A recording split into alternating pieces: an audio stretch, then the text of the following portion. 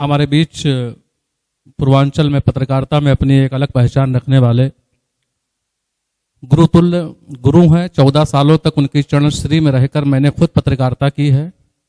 आप हिंदुस्तान अखबार के तब समाचार संपादक हुआ करते थे और मैं बढ़नी से रिपोर्टर हुआ करता था। मेरी मुराद श्री मनोज कुमार सिंह से है, जो आज की जो पत्रकारिता है उस पत्रकारिता से इतर हैं, सामाजिक सरोकार के मुद्दे उठाते हैं, सत्ता से टकराते हैं, प्रतिरोध के प्रतीक हैं। श्री मनोज कुमार सिंह, आपके आर्टिकल्स खुद मीडिया पोर्टल चलाते हैं और जापानी इंसेफेलाइटिस पे आपने जो ब्रेक थ्रू दिया था उसको पूरे हिंदुस्तान ने देखा कि किस तरीके से मासूम बच्चों की जानें गई। और बीबीसी के लिए, अल जजीरा के लिए और दुनिया के मुख्तलिफ अखबारों के लिए आप लिखते हैं। श्री मनोज कुमार सिंह, एक बार आप लोग तालियों से स्वागत करें श्री मनोज कुमार सिंह का। सिद्धार्थनगर साहित्य सम्मेलन के मौके पर मंच पर मौजूद विधानसभा के पूर्व अध्यक्ष, पूर्व मंत्री आदरणीय माता प्रसाद पांडे जी, अफरोज आलम साहब, वरिष्ठ अधिवक्ता और मानवाधिकारों और नागरिक अधिकारों को लेकर एक बहुत ही मजबूत लड़ाई लड़ने वाले मोहम्मद शोएब साहब, जनज्वार के संपादक भाई अजय प्रकाश जी, संचालक सगीर भाई और यहाँ उपस्थित दोस्तों, सबसे पहले तो मैं इंतजामिया कमेटी को इटवा में साहित्य सम्मेलन आयोजित करने के लिए और मेरे जैसे व्यक्ति को आमंत्रित करने के लिए मैं धन्यवाद दूंगा और बधाई भी दूंगा कि ये कारवां जो शुरू हुआ है वो चलता रहे, क्योंकि ये बेहद ज़रूरी है कि ऐसे कार्यक्रम हमको आपस में संवाद का एक माध्यम बनाते हैं, तो आपस में बातचीत होती रहे, ये बहुत ज़रूरी है। क्योंकि जो आज पूरा माहौल है देश में, वो उसमें संवाद बंद हो गया है और अपनी बात कहने में भी लोग डरने लगे। मुझे पत्रकारिता पर बोलने के लिए कहा गया है। आज फिराक साहब की पुण्यतिथि है। फिराक साहब को मैं याद कर रहा हूँ कि ये माना जिंदगी है 4 दिन की, बहुत होते हैं यारो 4 दिन भी, ये फिराक साहब ने कहा था। और फिराक साहब को इसलिए भी याद कर रहा हूँ कि गोरखपुर से आज़ादी की जब लड़ाई, देश में स्वाधीनता आंदोलन चल रहा था, तो गोरखपुर से एक बहुत ही महत्वपूर्ण साप्ताहिक अखबार निकलता था, स्वदेश, जिसके संपादक थे दशरथ प्रसाद द्विवेदी जी, जो बाद में गोरखपुर के पहले सांसद भी हुए। और वो अखबार निकालने के दौरान अपनी ज़िंदगी के 10 साल उन्होंने जेल में काटे थे, क्योंकि जब भी उनका अंक, साप्ताहिक अंक निकलता था, तो अंग्रेजी सरकार के लिए वो इतना बड़ा हमला होता था कि उस अंग्रेजी हुकूमत उसको बर्दाश्त नहीं कर पाती थी। और पहले जो उसकी जो उस समय प्रेस एक्ट था, उस समय अंग्रेज़ों को ये अधिकार था कि वो उस अखबार के लिए जमानत की धनराशि तय करें। तो उन्होंने स्वदेश के लिए 500 रुपये की जमानत तय की थी, लेकिन 2 महीने के अंदर उसकी जमानत को 1500 रुपया जमा कर दिया था और अखबार बंद हो गया था।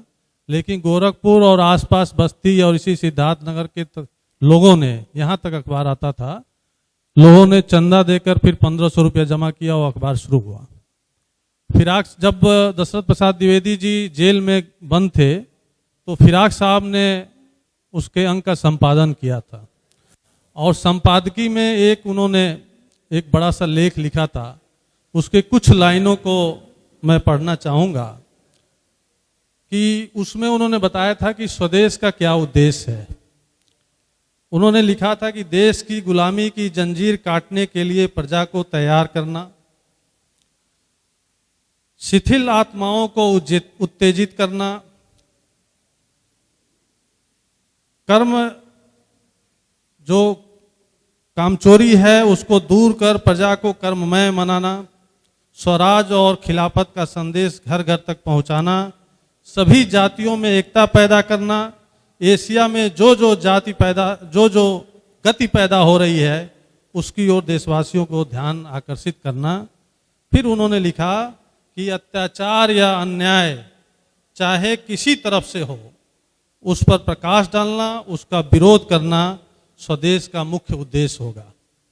ये उन्होंने, और स्वदेश का ये लिखा हुआ होता था हर जगह, वो पत्रकारिता का उन्होंने एक उद्देश्य तय किया था। इस बात को हम इसलिए कह रहे हैं कि आज जो पत्रकारिता जहाँ पर पहुँच गई है उससे ये पता चलता है कि चीज़ें कहाँ से कहाँ घटित हो गई हैं।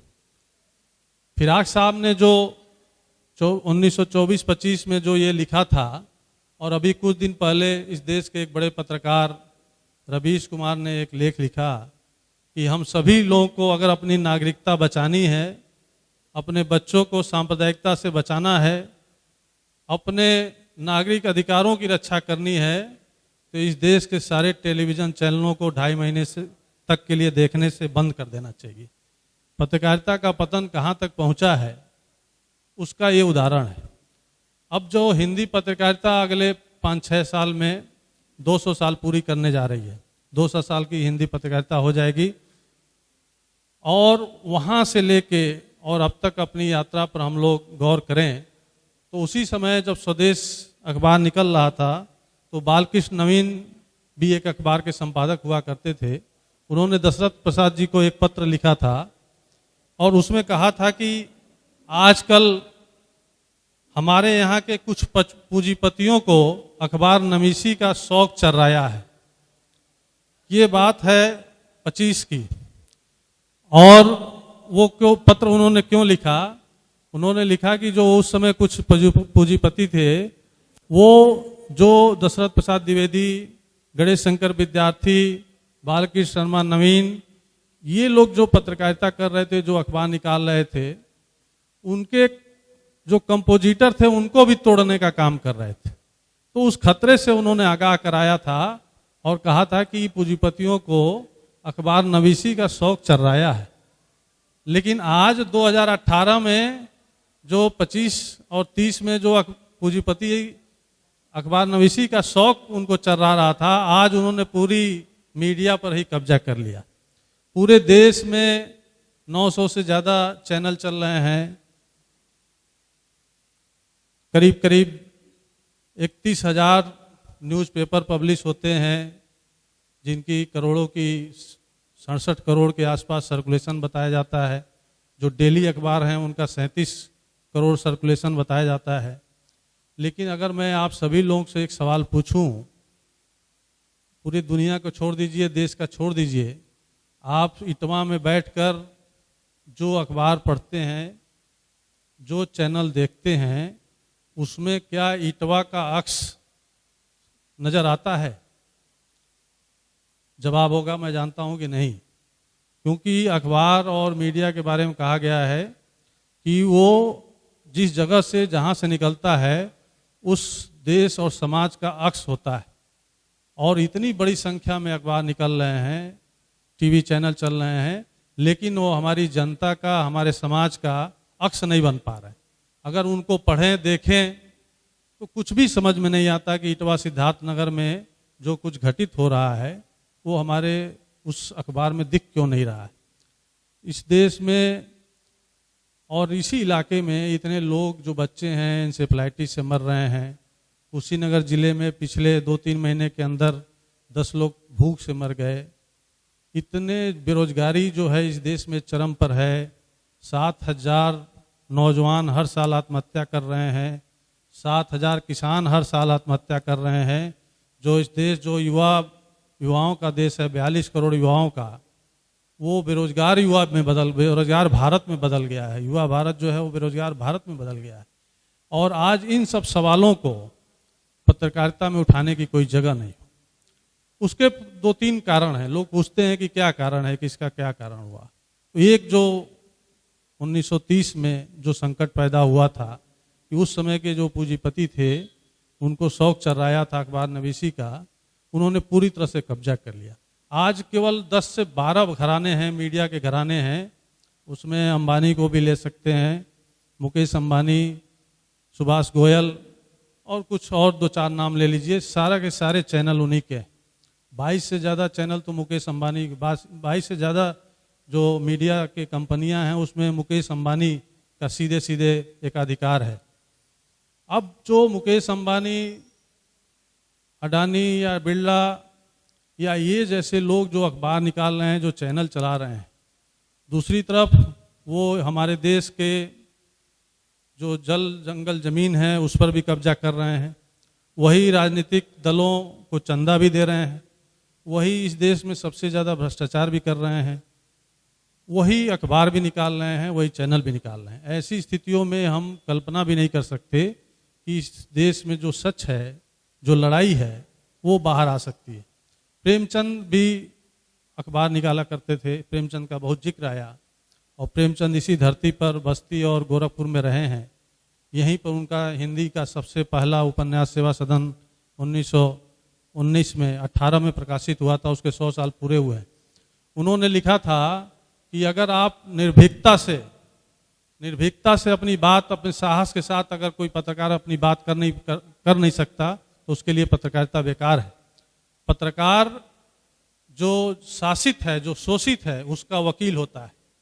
लेकिन आज जो पत्रकारिता हो गई है वो इस देश के शोषकों और मालिकों और जो शासन करने वाले हैं उसके वकील हो गए। शासितों के बजाय, शोषितों के बजाय जिनका हमको वकील होना था, उसके बजाय हम मोदी और दूसरे लोगों की चाकरी में अपना समय दे रहे हैं। वो देख सकते हैं, जो भी चैनल देखते हैं वो देख सकते हैं। ये स्थिति, एक कारण तो ये पैदा हुई कि कारपोरेट ने पूरी तरह से मीडिया को अपने कब्जा में ले लिया। दूसरा, जो उसमें पत्रकार काम करते थे, जिसमें से ढेर सारे पत्रकार आज भी इस पूरे देश में, वो अपने पूरे एथिक्स के साथ, निर्भीकता के साथ काम करना चाहते हैं। उनकी जो वर्किंग कंडीशन है वो पूरे देश में बहुत खराब है। माता प्रसाद जी, एक बार और कार्यक्रम में हम लोग सिद्धार्थ नगर में थे, प्रेस क्लब में, तो वहाँ भी मैंने इस बात को उठाया था कि पत्रकारों को वेतन कितना मिलता है, मीडिया हाउस कितना उनको वेतन देते हैं, कितना उनको काम करना पड़ता है। मजीठिया वेज, जो वेज बोर्ड बनते हैं, आज तक आज़ाद भारत के बाद से जितने वेज बोर्ड बने वो कोई लागू नहीं हुआ पत्रकारों पर। अभी जो पुराना मजीठिया वेज बोर्ड था उसकी कोई सिफारिशें लागू नहीं हुई।